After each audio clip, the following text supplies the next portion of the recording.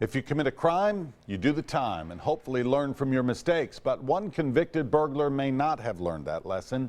He's back in jail again. News Channel 5's Jennifer Reyes is here with an update on a story we brought you just last week. Jennifer, I bet the neighbors are relieved. Oh, yes, they are, Vicki. Authorities say Sean Tate broke into 9 different homes in Hermitage, making neighbors a little bit nervous. They can rest a little easier tonight, though, because it could be a while before this convicted burglar is back on the streets.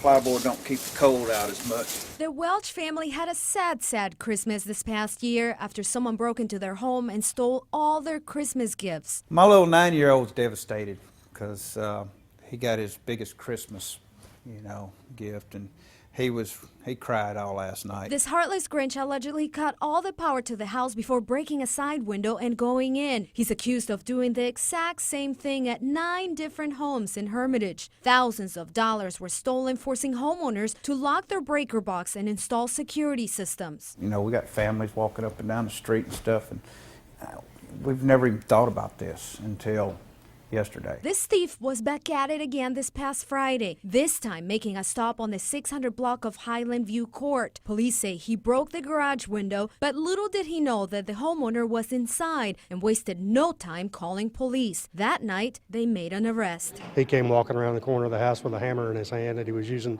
to break in, and the police were there waiting on him. This is Sean Tate, the man police believe is behind all the break-ins. He's been charged 15 different times in the past with either burglary or theft. He broke in this one and this one the same night.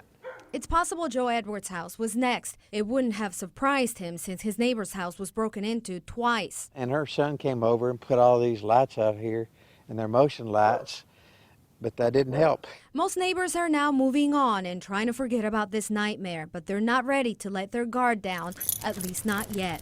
But I think my dog would have scared him away, because my dog barks really loud.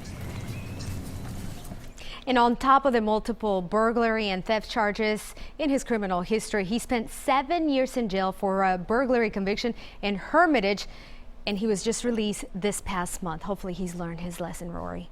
Jennifer, thanks. He was shot by officers but is now behind bars. Andre Dentley was shot in the leg and in the jaw after police say he pointed a gun at one of the officers after an alleged robbery at a local Piggly Wiggly.